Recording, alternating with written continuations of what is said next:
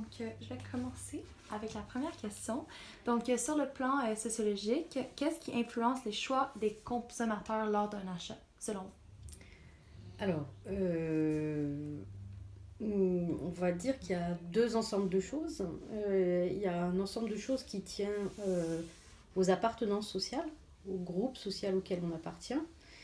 Et le groupe social, en fait, forge un certain nombre de normes qui vont être transmises et qu'on va reproduire, en fait, lors des pratiques de consommation.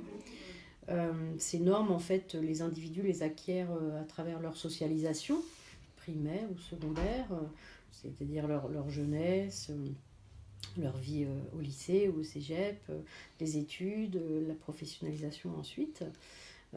Et voilà, les mettre en place un peu comme des routines d'une certaine manière.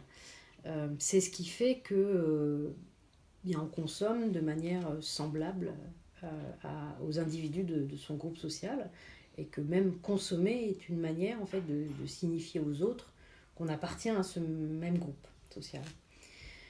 Il y a un autre ensemble de choses qui sont plutôt liées à ce qu'on appelle en sociologie les dispositifs marchands, en fait, qui sont les marques, les prix, les magasins, la publicité, et qui produisent un travail d'influence en fait sur nos pratiques consommation, qui essayent de nous attirer, de nous orienter, de faire en sorte qu'on renouvelle des achats, etc., etc.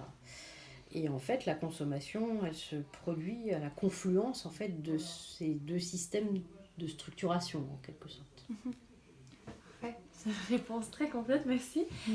Alors, en quelques mots, qu'est-ce qu'un mode de vie anti-consommation? Alors il y en a plein de sortes. Ce sont des modes de vie qui vont critiquer les bases de nos sociétés de consommation. Alors ces critiques, elles sont plurielles. C'est par exemple de dire on consomme trop, justement on renouvelle trop souvent des produits qu'il n'est pas nécessaire d'acheter. Par exemple des vêtements ou des produits high-tech, hein, Ouais. voilà, ce genre de choses. Euh, il y a des modes de consommation qui disent, eh bien, quand on consomme, en fait, on ne fait pas suffisamment attention à la situation de ceux qui ont produit ce qu'on a consommé. Donc il faut consommer en faisant attention en fait au mode de production, en se renseignant, en voyant si ces modes de production ils sont respectueux du droit du travail, ils sont respectueux de l'environnement. Donc ça c'est une autre façon de... Un peu aussi biologique, j'imagine. Voilà, par exemple. Donc il y a toute une série de pratiques de consommation voilà, qui vont essayer d'attaquer les modes de fonctionnement de nos sociétés de consommation. Et une personne qui choisit de faire ça, fait ça à cause de ses propres valeurs ou est-ce que cette personne-là a été influencée par... Oui, elle a probablement été influencée. Alors cette influence, elle peut venir du marché lui-même. Quand on voit par exemple les produits bio se développer, eh bien, on se rend compte que finalement ça existe, le bio. Ouais, On le voit, on dit bon, c'est pas réservé qu'à une catégorie, moi je pourrais aussi consommer bio, etc. Donc ça attire, donc ça c'est le monde marchand. Et puis il y a le monde militant aussi qui essaye un peu d'interroger les consommateurs en disant mais jamais vous vous posez la question de savoir si quand vous mangez tel poisson, c'est pas en train d'épuiser une ressource, voilà, ou vous posez jamais la question des modes de production, etc. Donc les mouvements sociaux vont aussi un peu interroger les consommateurs sur leur mode de consommation. Donc oui, il y a de l'influence. Oui. Ouais. Puis vous avez mentionné ceux qui trouvent qu'on consomme trop et qu'on renouvelle trop souvent. Est-ce qu'eux, ils vont juste en acheter un exemple, un téléphone? Est-ce qu'ils vont en acheter juste un, puis jusqu'à temps qu'il ne fonctionne plus comme le user, ou ils vont jamais en acheter parce qu'ils trouvent que cette industrie-là favorise trop le matériel? Alors il peut y avoir des gens qui vont effectivement considérer qu'il vaut mieux s'en passer en fait. Mais c'est compliqué parce que ces militants en fait anti-consommation sont aussi des militants qui utilisent beaucoup les réseaux sociaux, qui communiquent beaucoup. Donc le téléphone est un outil un peu... Donc il y en a qui vont acheter un téléphone et le garder beaucoup plus longtemps que la moyenne. Et puis aussi il existe, alors je ne sais pas s'il est commercialisé au Canada, mais en tout cas en Europe, il y a un téléphone qui s'appelle le Fairphone. Qui est un téléphone qui a été fabriqué par des militants en fait et qui se démonte entièrement Et vous pouvez en fait, par une application, voir où est la panne et remplacer uniquement la pièce. Donc par rapport à un téléphone comme le vôtre, où vous ne sauriez pas le démonter, j'imagine, moi non plus. Ce téléphone, le Fairphone, vous allez voir il y a un site internet, et bien, il est entièrement démontable, il est en pièces séparées, et vous pouvez uniquement changer en fait la pièce défectueuse. Ouais. Voilà. Ce qui coûte quand même cher. Oui, je crois qu'il n'est pas donné, le Fairphone, il est assez cher. Ouais. Puis il y a beaucoup de monde qui utilise. Est-ce que vous voyez s'il y a quand même... Non, c'est un petit groupe de gens très militants. Déjà, il faut en avoir entendu parler, parce que Fairphone ne fait pas de publicité. Donc, il faut en avoir entendu parler. On entend parler par les réseaux militants. Donc, oui, C'est vraiment intéressant. Fair comme F-A-I-R? Comme juste, ouais. Ok, parfait. Parfait, on regardera ça. Donc, pour l'anticonsommateur, a-t-il toujours existé ou est-ce qu'il a apparu lorsque les valeurs de consommation abusives sont arrivées? Alors, il y a toujours eu des critiques du marché, des façons de dire peut-être le marché, on pourrait l'utiliser autrement, ou on pourrait utiliser le marché en fait pour pousser une critique sociale. Et puis plus récemment, en fait, alors plus récemment, c'est pas à votre échelle à vous, c'est pas récent, mais en gros, depuis les années 60, il y a vraiment une critique de la société de consommation qui va vers ces pratiques de déconsommation. Donc, en quelque sorte, il y a eu une évolution. On a parlé à un autre expert à Montréal et il nous a dit, lui, selon lui, que c'est vraiment parti après la Deuxième Guerre mondiale, pendant la Deuxième Guerre mondiale, où on consomme... La hausse de production. Oui, c'est la hausse de production qui a amené justement, après la Deuxième Guerre mondiale, de consommer et que la mentalité capitaliste a eu un énorme impact dessus.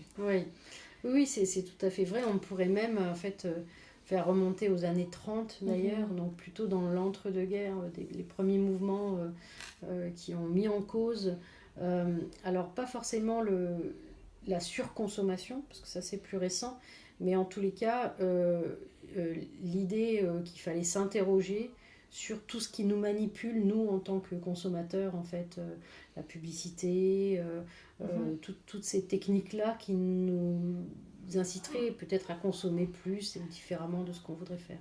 Et vous voyez une évolution aussi sur les questionnements. Vous voyez qu'aujourd'hui, on est beaucoup plus au courant de tout ça? Oui, je pense que...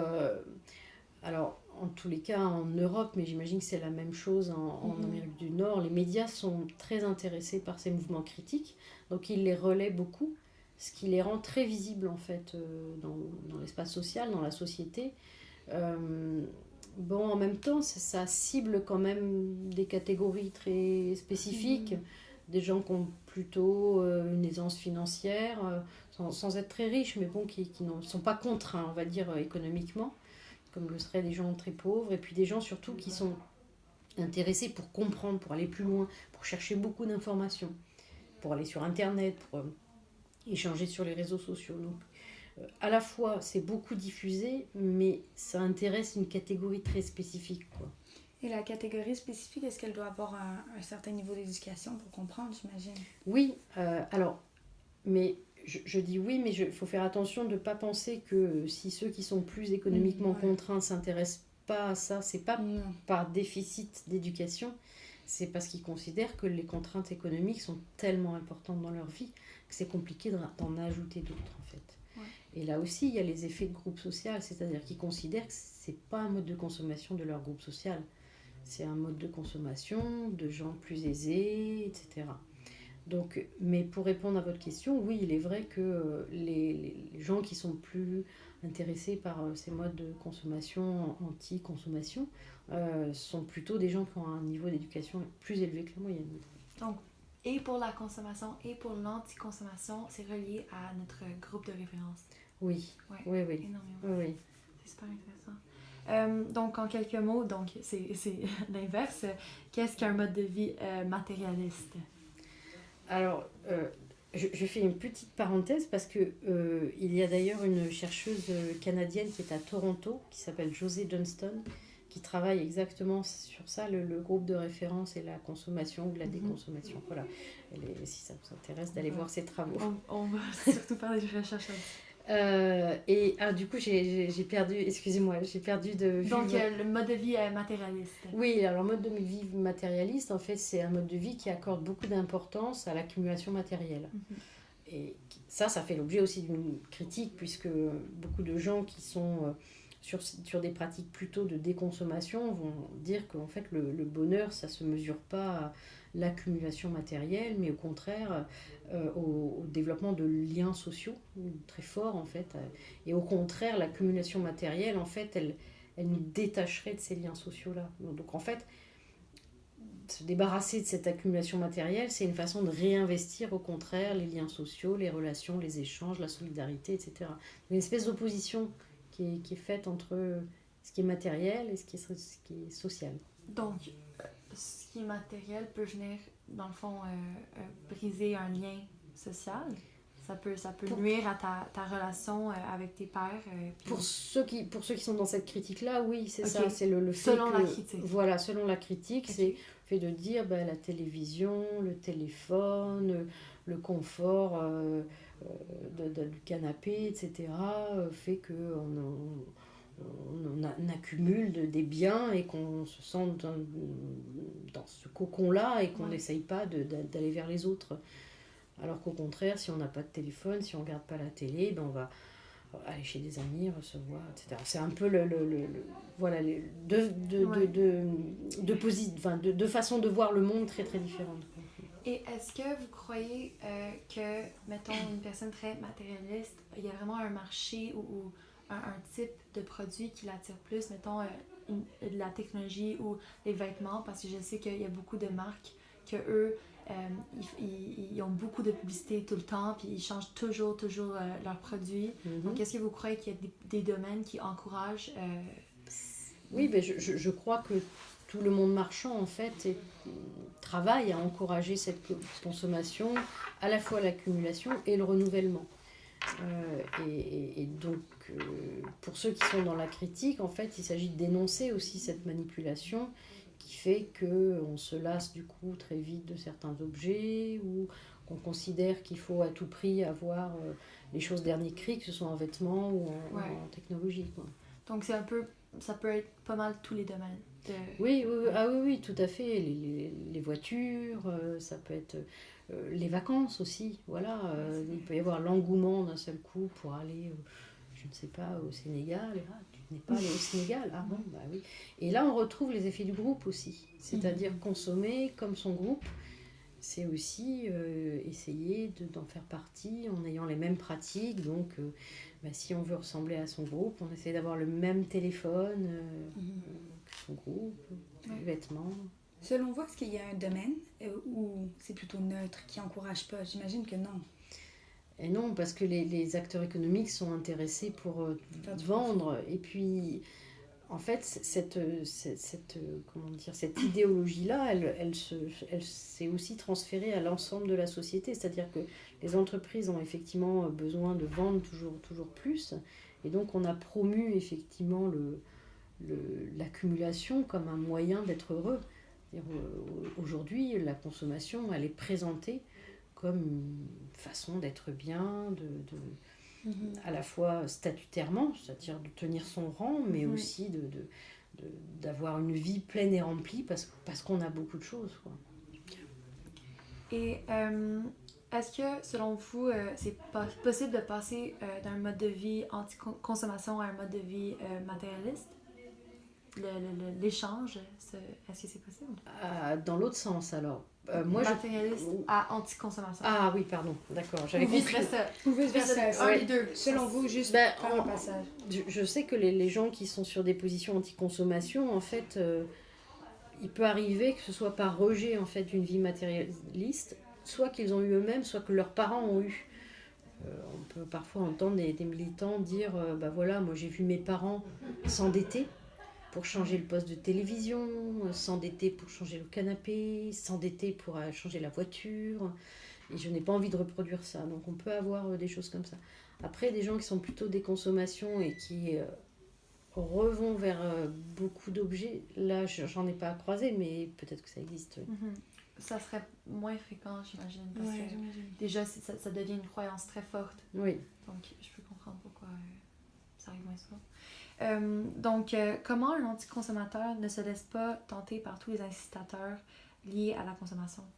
Parce que justement, ils récusent en quelque sorte leur fonction, leur rôle.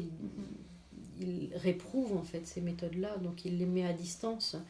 En France, par exemple, on a un mouvement anti-publicitaire qui va motiver les gens à dire ne regardez pas les publicités. Voilà. Donc ils expliquent que dans une journée, on est soumis à 2000 publicités, donc il ne faut pas les regarder. Voilà. Ouais. Vous avez aussi au Canada un mouvement qui s'appelle Adbusters, qui a aussi une critique de la publicité et qui va aussi dire mettons-nous tous à distance de cette agression en fait de la publicité. Et ça, c'est des citoyens normaux qui font partie de Oui, ce ce sont des gens qui sont très militants en fait, Ouais. qui essayent de critiquer ce système consumériste, qui essayent de dire on peut vivre autrement. Voilà, c'est une critique sociale, c'est un mouvement social. Et est-ce que vous savez comment ces mouvements sont financés? Alors pour ce qui est du mouvement en France, il n'y a pas beaucoup de financement honnêtement. Alors il y a une revue qui s'appelle Casseurs de pub en France, donc ils vivent de la vente de la revue. Et aux États-Unis, il y a aussi une revue qui s'appelle Adbusters et qui produit pas mal de revenus parce que c'est une revue qui est pas mal diffusée, à l'échelle militante. Voilà. Ouais. Donc, et j'imagine que le gouvernement ne s'implique pas là-dedans. Alors en France, non, je ne pense pas. Au Canada, je l'ignore. Ouais, au Canada, je pense que si ça a un rapport avec une maladie ou quelque chose comme ça, plutôt sur le plan mental, psychologique, ils vont peut-être faire des pubs, mais je pense pas anti-consommation. Je pense que ça serait... Parce que le gouvernement, en quelque sorte, veut la consommation. Ouais. Tous les gouvernements, bien sûr, ont besoin. Et même parfois, c'est en conflit. Alors, pour parler d'une situation qui est propre à votre pays, en fait, il existe un mouvement, par exemple, anti-fourrure. Dans le monde, et il est très fort au Canada, sauf qu'au Canada le gouvernement soutient en fait la production de fourrure. Donc il y a là c'est pas PETA ou quelque chose comme ça? PETA, exactement. Donc lors d'un développement de biens ou de services, l'entreprise va créer son consommateur visé, donc sa persona, mais est-ce qu'elle va quand même considérer les anti-consommateurs? Alors oui, les entreprises peuvent être intéressées en fait par les anticonsommateurs quand ça leur permet de développer une niche de marché, comme le bio par exemple. C'est-à-dire si vous êtes une entreprise, vous faites des yaourts par exemple, racheter une entreprise qui fait du bio, ça vous permet dans votre offre d'avoir cette gamme de produits. Et en plus c'est intéressant parce que les consommateurs bio ont plutôt plus d'argent que les autres. Donc du coup c'est une niche qui est plutôt intéressante en fait. Pareil pour le commerce équitable, fair trade. Donc il y a certaines entreprises qui essayent en fait de, comme on dit en bon français, de surfer sur la vague. De les attirer, voilà. On va revenir un peu à deux questions en fait. On parlait de les anticonsommateurs qui étaient résistants. Mais selon vous, comment un consommateur peut-il être résistant face aux influences de son entourage? Donc moi qui consomme, comment si j'ai une influence de mon groupe de référence, puis les pubs, comment je peux essayer de bloquer ça? C'est compliqué parce que justement comme la consommation en fait un moyen d'inscription dans le social, un moyen de participer au groupe social, ça va vous amener à être un peu en rupture. Certains des militants que j'ai rencontrés m'expliquent qu'ils n'ont plus trop de relations avec leur famille ou avec leurs amis parce qu'ils sont devenus trop différents et que les amis comprennent pas pourquoi ils ont renoncé à la voiture, la télé, prendre l'avion. Voilà. Il doit avoir des préjugés en quelque sorte. Voilà, donc ça se passe pas toujours très bien, quoi. Parfois. Et du coup, inversement, les militants aiment bien aussi être ensemble parce que du coup, ils partagent les mêmes modes de vie et ça c'est plus facile, quoi. Et j'imagine que les militants, c'est plutôt 25 et plus, mettons les plus jeunes, les adolescents, ils auraient plus de misère à complètement... Ah oui, vous avez complètement raison. C'est-à-dire que c'est très compliqué même de faire passer les messages ce type de message auprès des adolescents parce que le groupe social est tellement important que voilà, un adolescent, en fait, il se construit en se détachant de sa famille et en marquant de plus en plus de distance. Alors, pas forcément de manière abrupte, hein, mais simplement en disant je fais moins de choses avec mes parents, je m'habille pas comme mes parents, j'aime pas les mêmes loisirs que mes parents, j'aime pas la même musique. Et au contraire, il va se rapprocher d'un groupe. Et donc là, ça voudrait dire qu'il se détache de ses parents et qu'il se détache du groupe. Donc ça demande, ça arrive, hein, une force de caractère un peu compliquée, parce qu'il faut se construire en fait dans la différence totale. Ça arrive, hein, d'ailleurs pas que sur la déconsommation, mais dans des pratiques vestimentaires, dans la pratique de certains loisirs ou l'écoute de certains types de musique, ça peut arriver. Mais bon, voilà, en général, la trajectoire, elle est plutôt se détacher pour aller vers le groupe. Et le groupe, du coup, fait un peu cocon, quoi. Mais selon vous, est-ce qu'il y a plutôt un... Comment tu dis ça en français? Age gap? Non, c'est pas age gap, excuse-moi, c'est des intervalles d'âge pour les militants. Ils se retrouvent plutôt entre quel et quel âge? C'est plutôt, on va dire, 30-45. Ok, voilà. Puis après, est-ce qu'après 45 ans, ils continuent ou c'est plutôt qu'ils font plus pour eux-mêmes, vous voyez? Alors après, en fait, il y a des effets de génération, c'est-à-dire que les générations aujourd'hui, les plus anciennes, sont quand même des gens qui ont beaucoup bénéficié de la société de consommation. Et donc, ça les intéresse de continuer à en profiter, quoi. Ce sont les gens qui ont accédé au développement de l'électroménager, les lave-vaisselle, etc. Alors, c'est arrivé plutôt chez vous en Amérique du Nord que chez nous en Europe, quoi. Mais du coup, c'est un peu compliqué de dire, bon, bah non, maintenant, en fait, moi, je veux vivre simplement, je veux acheter... Voilà, Donc, c'est ça qui explique que quand on avance trop en âge, ça commence un peu à diminuer. Mais après, il est possible aussi que dans le temps, quand on va avancer, en fait, on va toucher d'autres générations, on va avoir plus de personnes plus âgées que ça qui sont intéressées, quoi. Est-ce que vous croyez qu'à Paris en particulier, comparativement à ailleurs en France, la consommation est très importante et au centre de la vie quotidienne? Vous pensez que c'est plutôt partout? Ça arrive partout? C'est sûr que c'est plus urbain, parce que quand on est en ville, on est soumis tout le temps à ça. Voilà. Bon, alors Paris, c'est une grosse concentration de sollicitations diverses et variées, quoi. Et en plus, je vois par exemple à la différence de Montréal, où il y a des quartiers bien identifiés. Il y a aussi des quartiers bien identifiés à Paris, mais sauf que je me souviens à Montréal, il y a des endroits, il y a beaucoup moins de commerce que d'autres, quoi. Alors que Paris, très résidentiel. Voilà, c'est ça. Alors que voilà, si on monte vers le Mont-Royal, il y a moins de magasins quand même, je ne me trompe pas. Hein, voilà. Si on va vers l'ouest aussi, il y a moins de magasins. Bon, et à Paris, non, c'est dense en magasins partout, tout le temps, quoi, sauf un peu le 16e arrondissement, mais sinon... Donc, c'est vrai, des petits bistrots partout. Notre prof nous a dit que surtout les Parisiens n'ont jamais fait le tour de la ville au complet, parce que où ils habitent, il y a de tout. Mais oui, c'est ça. Donc il n'y a pas besoin d'aller à... Comme exemple, nous, il faut parfois... T'as pas d'épicerie proche, donc il faut que tu te déplaces et tout. Oui, donc c'est très différent. Et à Paris aussi, il y a vraiment une tendance avec les vêtements. Je trouve que, surtout avec Fashion Week, qui est cette semaine, c'est vraiment... il y a beaucoup de pression extérieure, même pour quelqu'un qui ne fait pas partie de peut-être... qui fait pas partie de ça, de cette vie-là. On est comme waouh, on est à Paris, c'est Fashion Week, on veut aller voir des belles boutiques, on veut marcher. C'est vraiment... Mais peut-être que c'est juste parce que nous, on vient d'ailleurs, fait qu'on n'est pas habitué à vraiment autant de... Peut-être luxe. Il y a des boutiques de luxe à Montréal, mais c'est moins présent qu'ici. C'est plutôt... À Montréal, c'est plutôt un gros magasin qui a tout.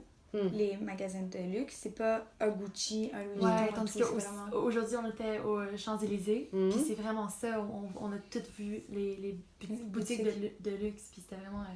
c'est vrai, mais c'est vrai, vous avez raison. Donc du coup, les sollicitations sont très fortes, et puis il y a aussi peut-être les exigences vestimentaires me paraissent différentes. Alors il faut que je fasse attention quand je compare, parce que quand j'étais à Montréal, je travaillais pas, j'étais étudiante, donc on est étudiant, on s'habille cool, comme on dit chez Ouais. nous. Mais c'est vrai qu'à Paris, quand on travaille, il faut un peu faire attention. En fait, on peut pas C'est vrai qu'à Montréal, comme on dit au Québec, c'est bien, ils s'habillent tout croche. Donc, c'est vraiment pas... Ici, peu importe où tu vas, il y a tout le temps au moins une ou deux personnes de super bien habillées que tu rencontres en une minute. Je veux dire, c'est tout le temps. Mais je pense que c'est reconnu aussi, puis je pense que c'est la culture d'Europe aussi. Oui, je pense que À c'est Montréal, européen, parfois, c'est pas que français. c'est vraiment pas... c'est pas chic. Mais ça Oui, aussi, mais c'est confortable. Ouais, mais c'est pas présentable. Donc, il y a une différence. Donc, selon vous, qu'est-ce que la consommation engagée? Eh bien, la consommation engagée, c'est le fait de consommer pas seulement pour soi, mais de penser à des causes collectives, en fait. De dire, quand je fais un choix de consommation, je le raisonne pas seulement par rapport à mon besoin, ce dont j'ai besoin, mais je le raisonne aussi par rapport à des effets que ça peut avoir. Par exemple, si je consomme des fruits exotiques, en France, en Europe, on n'en produit pas. Ça veut dire que je consomme des fruits qui prennent l'avion, donc ça émet du CO2, etc. Donc du coup, je peux me dire, eh bien non, moi je ne veux plus consommer de fruits exotiques parce que comme ça émettra pas de CO2. Ça, c'est de la consommation engagée, quoi. On peut nommer un peu ça de la consommation verte, un peu qui retourne Oui, vraiment vers mais alors c'est pas que du verre. Par exemple, je peux dire, il y a eu il y a quelques années l'accident du Rana Plaza quand une usine au Bangladesh s'est effondrée, ce qui a fait 1200 morts. Et puis il y a une association qui a regardé les étiquettes des vêtements et qui ont vu par exemple qu'il y avait la marque Zara. Il y en avait d'autres, hein, je ne veux pas citer une marque en particulier pour voilà. Eh bien, je peux me dire, comme j'ai lu que la marque Zara fabriquait dans des ateliers pas sûrs, enfin pas suffisamment protégés au Bangladesh, je ne veux plus acheter cette marque. Donc là, en l'occurrence, c'est pas green, c'est pas vert, mais c'est engagé quand même. C'est-à-dire que de dire, je veux acheter qu'auprès de marques en fait qui ont des attitudes responsables. Comme qui ne testent pas sur les animaux, j'imagine aussi. Voilà, il peut y avoir toutes sortes de causes en fait. Le travail des enfants, il peut y avoir la biodiversité. Donc, est-ce que, je suis pas sûre, mais est-ce que l'anticonsommateur, ça serait le consommateur engagé à l'extrême? Alors, le consommateur engagé, il va pas forcément dire j'arrête de consommer. L'anticonsommateur, lui, il va dire je vais essayer de déconsommer. Okay. Quoi. Voilà. Donc, il va se retourner plus vers ce qui a un lien avec ses valeurs. Voilà. C'est ça. Donc, c'est des valeurs différentes. Ok. Moi, ça peut se recouper quand même, quoi. C'est-à-dire, je peux me dire, par exemple, voilà, ces vêtements qui sont fabriqués au Bangladesh, c'est toutes ces marques-là qui renouvellent tout le temps, mais moi, j'ai pas besoin de renouveler mes vêtements aussi souvent qu'ils le proposent. Donc, vous voyez, c'est pas deux mondes différents, hein, c'est des mondes plutôt en interaction, quoi.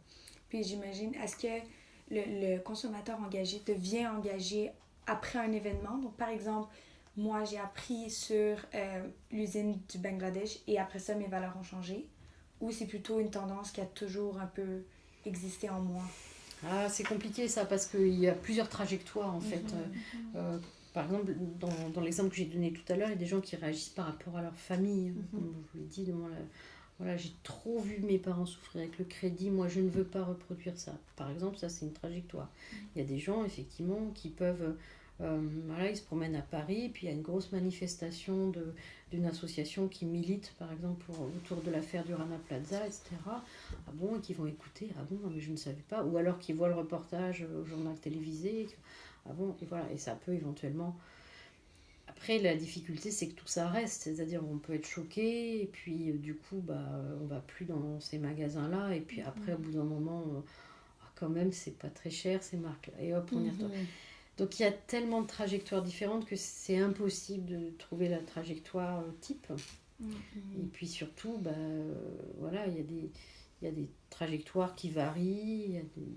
Et après, les plus militants, c'est effectivement ceux qui ont une position la plus constante, la plus dure, etc. Parce que je sais que à Montréal, en tout cas, il y a vraiment une tendance avec l'alimentation le végétalisme. Donc, les gens, parce que justement, il y avait beaucoup de documentaires sur Netflix, puis tout le monde a commencé à checker les mêmes documentaires, puis juste à notre école, tout le monde a comme, ben pas tout le monde, mais il y en avait vraiment plusieurs qui ont juste commencé à complètement éviter les produits en lien avec les animaux. Donc, je sais pas si c'est aussi... il y avait une tendance similaire à Paris, mais... ça commence à se développer depuis quelques temps à Paris aussi, où ça prend de l'ampleur, mais aussi parce qu'il y a des magasins qui s'ouvrent, des restaurants qui sont uniquement en fait véganes. Et ça, c'est une consommation engagée. Oui. Vraiment. Oui. Okay. Oui, parce que l'idée c'est de dire je mangeais de la viande et j'arrête ou je diminue d'en manger parce que je n'ai plus envie de faire souffrir les animaux. Donc si on consommait de la viande, c'est qu'a priori on n'y était pas allergique, quoi. Mais donc on choisit de plus consommer quelque chose qu'on consommait et puis qu'on ne forçait pas à manger, qu'on mangeait, voilà. Donc c'est engagé, c'est-à-dire que c'est pas pour moi mais c'est pour une cause. D'accord. Vous avez déjà répondu un peu, mais est-ce que vous pensez que le niveau économique a un impact sur les habitudes de consommation? Est-ce qu'il y a une forte corrélation? Ah oui, complètement. Alors je ne connais pas du tout les données pour le Canada, mais ce qui est clair, c'est qu'en France, en fait, les modes de consommation des catégories populaires, classe moyenne et classe supérieure sont très différents.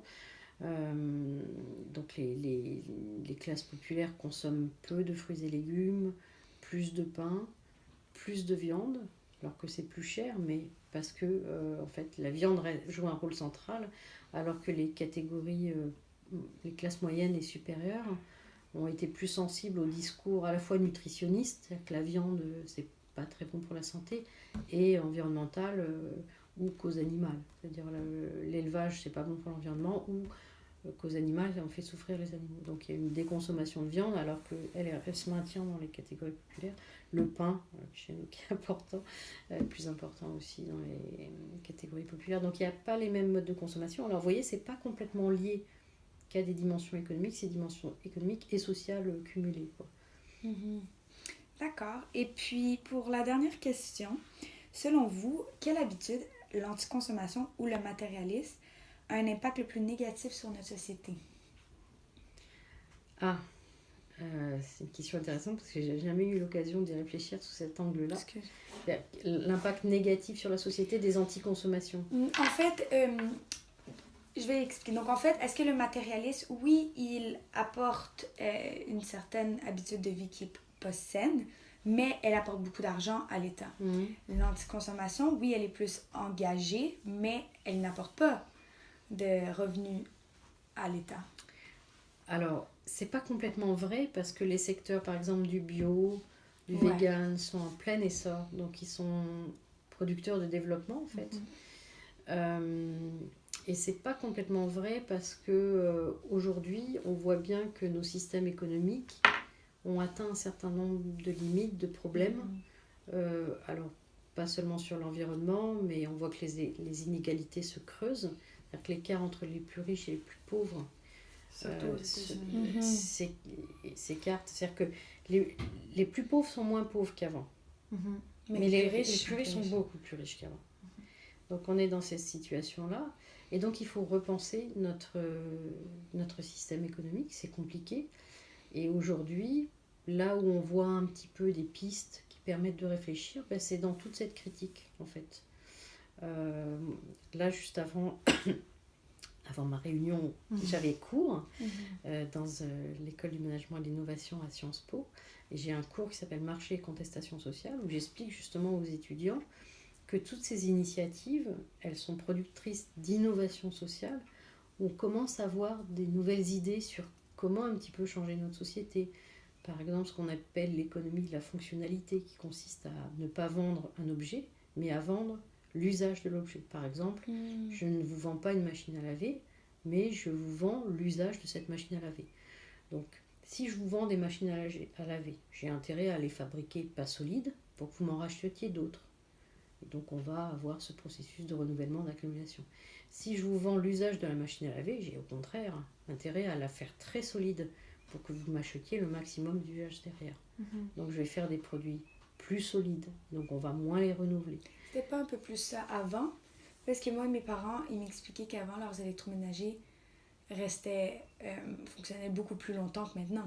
Ils ont un four que ça fait 20 ans qu'ils ont, qui fonctionne encore très bien. Toute la technologie. Ouais. Tout. Oui, parce qu'aujourd'hui, en fait, on n'a pas intérêt à faire des objets qui durent longtemps.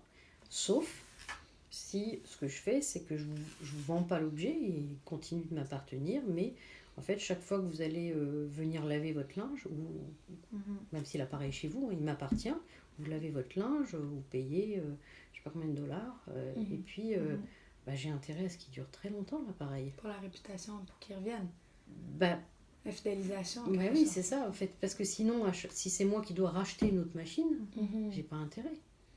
Donc, en fait, ce que j'essaye de dire, c'est que c'est toutes ces démarches en fait critiques qui proposent des autres façons de faire, des alternatives. Elles contiennent aussi un peu des nouvelles idées. Alors, toutes ne sont pas fonctionnelles, beaucoup ne marchent pas ou sont à trop petite échelle, mais ça permet un peu de faire réfléchir. Voilà. Selon vous, est-ce qu'on est sur le bon chemin vers le changement? on est loin du compte en tous les cas. On est très très loin du compte. Ouais. Mais bon, voilà, moi je crois beaucoup au fait voilà, moi à travers mes enseignements ou en recevant des étudiantes comme vous, voilà, c'est à vous en fait maintenant aujourd'hui de prendre les choses en main, d'être sensible à ces questions-là, de vous interroger sur est-ce qu'on continue comme ça? Ou est-ce qu'il faut penser à faire autrement? S'il faut penser à faire autrement, comment? Voilà, et c'est votre avenir, quoi. Et est-ce que vous voyez cet intérêt de la part des jeunes à Paris ou... Ben, oui, non, c'est compliqué. Non, il y a encore beaucoup de chemin, oui. Parfait, mais merci beaucoup. Merci beaucoup.